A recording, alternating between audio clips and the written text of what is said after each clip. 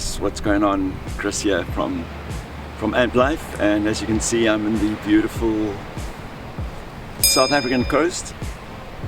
So there's a spot called Harders, and it's one of the places where I started surfing again when I got my act together after my amputation. And I got back into water, so it has a special significance for me. I remember while I had the bad leg, I would sit here and watch. You can't see the waves now, you might see them break in the background later, but I'd sit here and look at these enormous waves and think, that's where I want to be. And never thought, while I had the bad leg pre-amputation, that would happen, but it's happened. I won't do that now because I'm too unfit.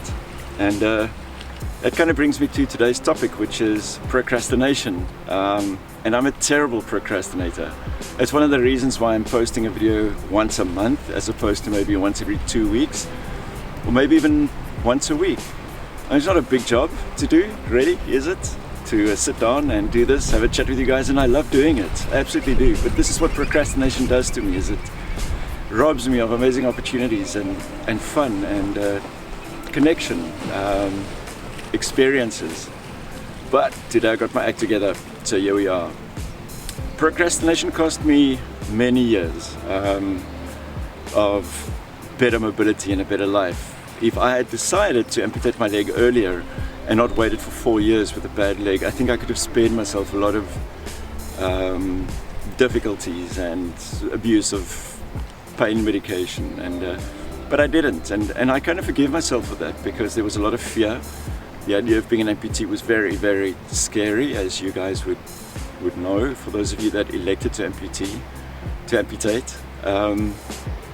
So if I hadn't procrastinated for at least, I'd say 2 of those 4 years, I think I could have gotten things going earlier. And I'm saying this because if you're in a situation where your quality of life is poor and you're scared of doing the amputation thing, which is understandable, is to gain as much information as possible, speak to as many people as possible, watch some of these videos, and to help you to come to a decision which could potentially save you a lot of heartache and bodily harm even, and open up doors and opportunities to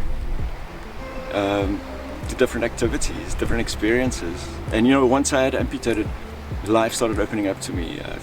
Eventually started hiking, but I could travel again. I just became more confident and more willing to start doing the things that I really love doing, and I think more than anything to be able to engage with the people around me again, in particular my family.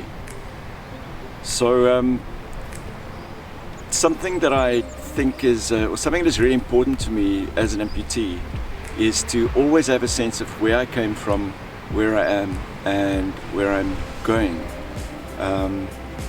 Somehow it puts me at ease if I feel anxious about my life and I sit down for 10 minutes, and part of today's message to you is to consider doing this at times, and I take a very careful look at where I've been, where I am right now, and what I think might happen going forward, or what I'd like to do going forward. Brings a sense of calm to my life. And briefly, if I reflect on where I've been, bloody hell, I mean, it's been quite a ride. The amputation this year will be 15, 16 years ago. And it's been interesting to say the least. But yeah, to get back to where I've come from is, I think very importantly, I've kind of forgiven myself for procrastinating that decision to amputate, and overcoming the fear of engaging life again as good as I can as an amputee.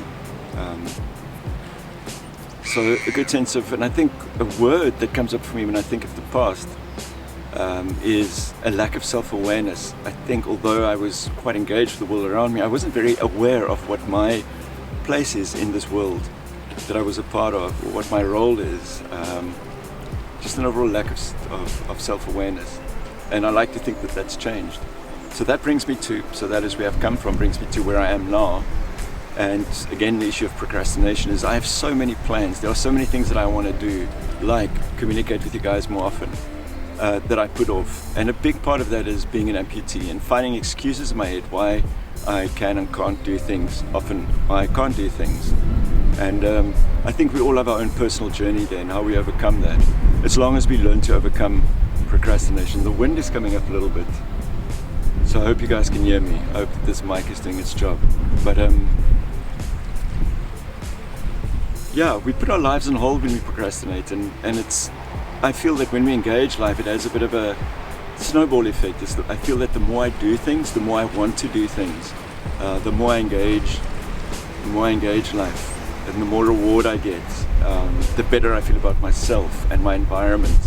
And the opposite is true when I don't do things, while I procrastinate. I feel, I can feel awful about myself. I'm angry with myself. I become frustrated with myself and the people around me. And often an obstacle for me to engage versus procrastinate is watching able-bodied people go about things and reminiscing about the days that I was that person. And I think it's so important that we overcome that I need to get over that sense of that was me. And at times that was me, only better. How arrogant is that? But to be more aware of where I am now in my present environment, with my present circumstances, to embrace those and make the most of those circumstances and opportunities. And I do have a lot of opportunities for which I'm very grateful, like doing this. So a sense of where I am at the moment is I need to kick on, like get on with things. I felt I was a better version of myself a few years ago, and I need to get through this slump. I do think when I look at where we are, 2020 has been not a good year, right? With the virus, but also a lot of other things that are knock-on effect of the virus. And I think often an overall sense of stagnation is what's set in for me. And I allowed that to happen. There are still a ton of things that I can do. I don't have to be completely tied down, bogged down by this virus. But it's difficult because there's less work. That brings about worries. It feels like the opportunities have diminished, and there will not be what they were going forward for quite a while still. But that doesn't mean that there isn't a bunch of stuff to do, like planning to make a documentary on how the virus affected people, and in particular a documentary about amputees, maybe one of my own story, even if it's 10 minutes, but to do it well, to do it cinematically, like a mini movie. So watch the space for that to come. So that's a sense of where I am at the moment, and it's a sense of being content on the one hand and grateful, and on the other hand being very frustrated with myself and annoyed and irritated with myself. I'm at peace with the world. That's not the issue. It's my place in this world that is annoying me. The sense of where I'm going, that's the third aspect, is number one is to, if I can cut this procrastination bullshit, I feel I can kick on and get a lot more done. I got this list, right? It's not a bucket list, but I got this list of stuff that I feel I can do, and I feel like I'm robbing myself of these opportunities to do this. Why am I talking about this? Is if you find yourself stuck, try this. Do an assessment of where you've been. Consider the decisions made in the past, the consequences of those, and maybe opportunities not taken in the past, and try and find a sense of understanding for yourself, some compassion for yourself for decisions made in the past which maybe didn't work out that well for yourself or for others. Then to grab a sense of the present, where are we right now? What are my obstacles to quality of life, to where I'd like to be? And to overcome that part which is there's nothing to it but to do it, which is to jump in. And hopefully just making this video is the start of overcoming my propensity to procrastinate, for which I owe you a thank you then for helping me to kickstart that process. And then for you guys to look forward and to go, right, what is it that I'd like to reflect on a year or two down the line? Like if we have this discussion a year or two down the line, what is it that we're going to talk about? If we had to communicate, and what has the past 2 years been like? Past 2 years.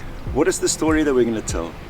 Am I going to continue to ramble on about procrastination and missed opportunities and being angry at myself and frustrated and, those once-off things that we have an opportunity to do, but that we don't get to? Or will I be reflecting on quite an amazing time, like, feeling good about myself, feeling good about my life and the things that I've done? Not that I feel all crummy about what I've done recently, but there could have been a lot more. I do cut myself some slack for this coronavirus nonsense, or it's not nonsense, but for this whole situation with the coronavirus. It's extremely serious. I get that.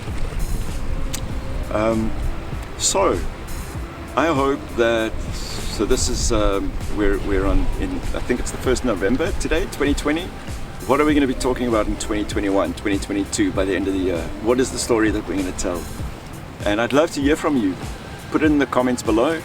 And who knows, maybe sometime down the line, by the end of the year, next year, we can look back at some of those comments and go, right, what happened? Did we keep our promise to ourselves, or did we let ourselves down? I think it'll be a nice little project for us to engage in. All right. I don't know if you've seen any waves break in the background while I've been sitting here, but there is a good break out here. And man, I'm so unfit. I'm so fed up with myself for not getting fit. Like, I'm unfit enough to be scared to paddle out, which is not like me at all. Guys, thank you for listening. Thank you for joining me today. And if you don't hear from me in 2 weeks, I'm still procrastinating, and I'd like to hear from you. And you have my permission to kick my ass in the comments. Yeah, so if you're new to this channel, thanks for listening to the end. Please subscribe. It's not a monetized channel, but I can tell you it motivates me enormously when I see the subscriber base grow, to share my stories with you guys, and to hear you or see you share yours in the comment section.